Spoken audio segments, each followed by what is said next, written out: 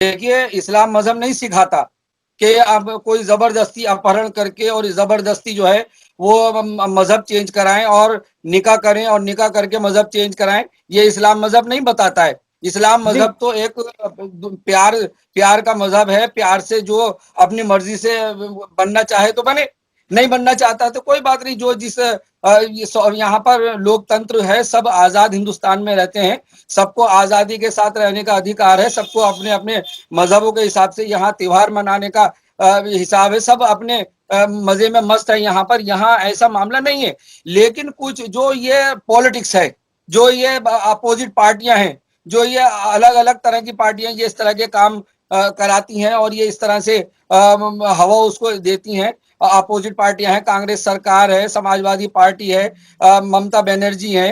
तो आप देख रहे हैं सारा ये सारे लोग जो है ये अपोजिट पार्टियां इस तरह की तो चाहते हैं कि देश के अंदर बवाल फैलता रहे, देश में इस तरह की घटनाएं होती रहें, देश में झगड़े होते रहें, धर्मांतरण होते रहें। अरे ऐसे काम नहीं होने चाहिए कि किसी ना किसी तरह, जैसे योगी आदित्यनाथ जी बहुत अच्छा वहां काम कर रहे हैं, वहां सरकार बढ़िया चल रही है, कोई ये इस तरह की घटनाएं वहां लेकर पहुंचे, किसी तरह से आतंकवाद वहां पर दिखवाएं, किसी लोगों को गलत गलत लोगों को वहां पर घुसाएं, बाहर के लोगों को अपने देश में घुसाएं और गलत गलत वो काम करवाएं। कब जब कोई हमारे देश में बाहर का आएगा तो कोई अच्छा काम तो करेगा नहीं, और हम अपने घर में अपने देश में क्यों घुसाएं। तो उन लोगों से ये उनका मुद्दा ही ये है कि बाहर के लोग आए, हमारे देश में नफरत फैलाएं, हमारे देश में आतंक फैलाएं, ये सारे काम वो करते रहें, देश का मामला बिगड़ता रहे, हिंदू मुस्लिम झगड़ा होता रहे, धर्मों के नाम पे झगड़ा होता रहे। इनको ये भी दुख है कि जब से योगी सरकार आई है, जब से कोई झगड़े नहीं हो रहे, वहां पर सारे झगड़े बंद हो गए। उत्तर प्रदेश में देखिए, मैं तो ये भी कहूंगा कि वहां पर हर गांव में, शहर में, वहां उत्तर प्रदेश में लाइट नहीं आती थी, अब 24 घंटे लाइट आती है। तो सारे काम बढ़िया होते चले गए। इनको यह हजम ही नहीं हो रहा है अपोजिट पार्टियों को कि किसी तरह से बस ये जो है बिगाड़ खाते पर लगे हुए हैं, और ये इसी तरह के गलत काम, सारे काम जो है ये अपोजिट पार्टी करने का काम करा रही हैं। हमारा देश का कोई नागरिक, हमारे देश के लोग और सारे मजहब जाति धर्म के लोग सारे बहुत अच्छे हैं, हिंदू मुस्लिम भाई सारे एकता से रहते हैं। लेकिन यही जो अपोजिट पार्टी के सारे लोग, चाहे वो उसमें कांग्रेस सरकार हो, चाहे उसमें ममता बनर्जी हो, टीएमसी हो, और मुलायम सिंह की पार्टी हो, ये सारी समाजवादी पार्टी, ये सारे लोग जो हैं सारे आप देख रहे हैं कि किस तरह से बौखलाए हुए हैं, एक होने की कोशिश कर रहे हैं कि किस तरह से हम प्रधानमंत्री बने, और इलेक्शन आ रहे हैं, सारे एक होने की बात कर रहे हैं, 2024 में हम किस तरह एक हों। तो ये सारी इनकी साजिश है। 2024 में प्राइम मिनिस्टर बनने की इनकी अभी से मीटिंगें चल रही हैं, अभी से सारे एक हो करके दिखा रहे हैं, जबकि ये एक हो ही नहीं सकते। दोस्तों, स्वागत है आपका यूथ मीडिया टीवी पर। चर्चा करेंगे जम्मू कश्मीर की उस घटना पर जहां पर दो सिख लड़कियों को जबरदस्ती उठाकर ले जाया जाता है 46 साल के एक व्यक्ति द्वारा, और उसके बाद उनका जबरदस्ती धर्म परिवर्तन कराया जाता है। इस पर चर्चा करेंगे नाजिर अंसारी अमरोही जी से कि वो किस तरीके से देखते हैं इसको और क्या सोचते हैं धर्मांतरण आखिर क्यों हो रहा है इस देश में। अभी देखा गया कि आईएसआई के द्वारा कुछ लोग पंडित जिन्होंने यूपी में 1000 से ज्यादा धर्मांतरण कराए, उनको पकड़ा गया। चर्चा करते और आपको बताते हैं नाजिर अंसारी क्या सोचते हैं और किस तरीके से देखते हैं। देखिए, एक तो हमारे सिख भाइयों की बच्ची पूरे देश की बच्ची है, सारे हिंदू मुस्लिम सिख ईसाई सबके हमारे देश की बच्चियां हैं वो, और उनके साथ जो जिस तरह की घटना ये हुई, चाहे उसमें कोई भी हो, ये जो धर्मांतरण जो कराने की बात चल रही है ये, और जिस तरह से उनको अगवा किया गया और उनके कनपटी पर जो गन रखा गया और जबरदस्ती जो करके और निकाह पढ़ाया जा रहा है, तो ये सब गलत है। ये सारा जो है हमारे देश की बच्चियों के साथ नहीं होना चाहिए, चाहे वो किसी भी मजहब के हों, किसी भी जाति धर्म के हों, सब हमारे देश के हैं। और जिस तरह की ये घटना हुई, और हमारे वहां पर जम्मू कश्मीर में जो केंद्र शासित राज्य बन गया है हमारा, वो वहां पर केंद्र सरकार है। मैं केंद्र सरकार से आग्रह करना चाहता हूं कि अगर इस तरह की कोई घटना हो, और चाहे कोई भी हो, और इस तरह का कोई काम करे, कोई अपहरण करके और बच्चियों से जबरदस्ती निकाह करे, जो भी कोई भी हो उसमें, उसके खिलाफ कड़ी से कड़ी सजा उसको मिलनी चाहिए और उसके खिलाफ कार्रवाई होनी चाहिए।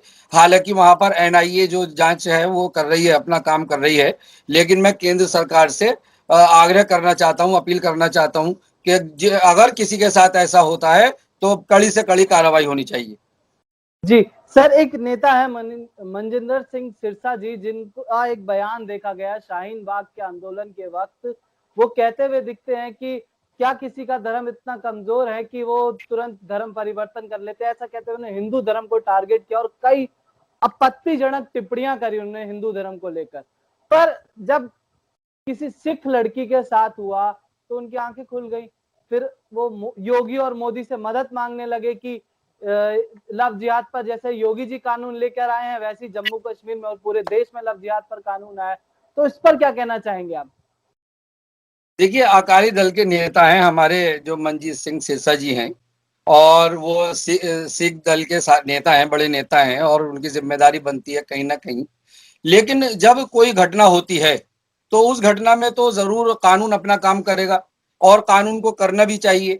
उनका कहना भी ये सही है कि भाई जो यूपी सरकार है या केंद्र सरकार है वो अपना ध्यान करे, क्योंकि केंद्र शासित राज्य बन गया है, और वहां पर काम करना चाहिए। जांच एजेंसियां ऐसी वाली होनी चाहिए जिनके कड़े कानून हो, और ऐसों को इतनी बड़ी सजा होनी चाहिए जो पूरे देश को एक मैसेज जाए और सारे लोग डरें ऐसा काम करते हुए कि एक अपहरण करके बच्चियों को ला करके और गन के जरिए डरा धमका करके, और वो भी ऐसे कि 46 साल की उम्र का, देखिए इतनी उम्र, और वो लड़की जो है वो 18 साल की है। 18 साल की बच्ची को आप बहला फुसलाकर और जिस तरह से उनके साथ आप निकाह कर रहे हैं, तो ये नहीं होना चाहिए। ऐसे लोग अगर जो जबरदस्ती का ये काम करें, क्योंकि देखिए इस्लाम मजहब जो है वो ये नहीं सिखाता है। इस्लाम मजहब ये नहीं कहता है कि आप जबरदस्ती किसी से निकाह करें आप, और जबरदस्ती उसको अपहरण करके और कान पे बंदूक रख के आप उनसे निकाह करें। ये सब गलत है, और ऐसे लोग, जिस तरह के ये लोग जो हैं,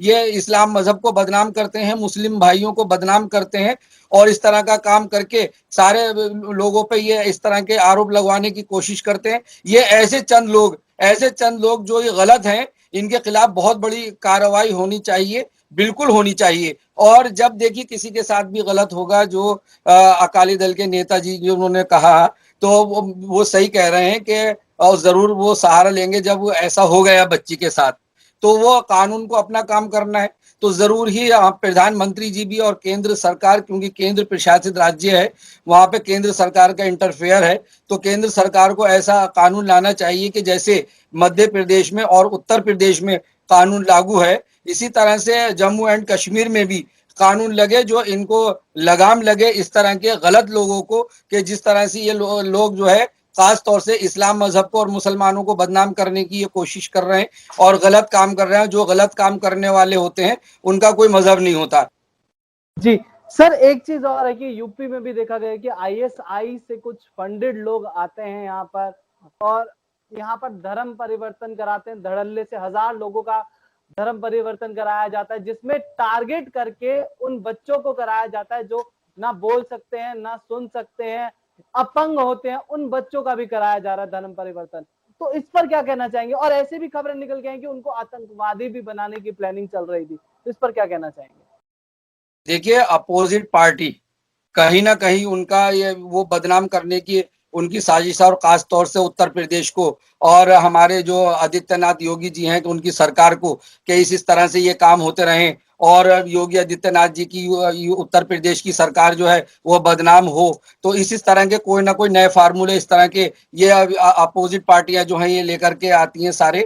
ये सारी विपक्षी पार्टियां जो हैं ये सारी एक हो चुकी हैं, और इस तरह से ये देश को और जो राज्यों को ये बदनाम करने की कोशिश करते हैं। वहां पर ये किस तरह से हम बवाल फैलाएं, कैसे कैसे हम हिंदू मुस्लिम कराएं, ये सारा काम उन्हीं पार्टियों के हैं। लेकिन कोई ऐसा नहीं चाहता, और किसको क्या मिलना है, क्यों अब वो जो धर्म बदलवाएगा, क्यों कराएगा। कुछ जो शरारती तत्व हैं और जो गलत लोग हैं, जो दंगाई हैं, उनका कोई मजहब नहीं है, और वो उन्हीं पार्टियों पर चल रहे हैं जो हमारी भारत सरकार की अपोजिट पार्टियां हैं। सारी की सारी पार्टियां एक होकर के भारत सरकार को बदनाम करने की ये साजिश चल रही है। जी सर, एक चीज और देखी जाती है कि जो बॉलीवुड सेलिब्रिटीज कुछ सेलेक्टिव जगहों पर, जहां पर किसी का नाम के आगे खान जुड़ा हो या अंसारी जुड़ा हो या कुछ भी हो, तो यहाँ पर सबसे ज्यादा भेदभाव तो यही लोग पैदा करते हैं कहीं ना कहीं आपस में, इंसानों में। जितने भी धर्म के लोग इस देश में रहते हैं, कहीं ना कहीं ये लोग आपस में भेदभाव पैदा करते हैं कि एक तरफ के लिए तो ये लोग आवाजें उठाना शुरू कर देंगे, बोलना शुरू कर देंगे, पर जब वही घटनाएं तो किसी और के साथ होती हैं तो ये लोग सब शांत हो जाते हैं, बिलों में छुप जाते हैं। चाहे वो कांग्रेस पार्टी हो, चाहे वो बॉलीवुड सेलिब्रिटीज हो, चाहे किसी भी पार्टी के नेता और कोई भी हो, जितने भी ये लिबरल गैंग के लोग हैं, अवार्ड वापसी गैंग के लोग हैं, सब चुप रहते हैं इस सब पर।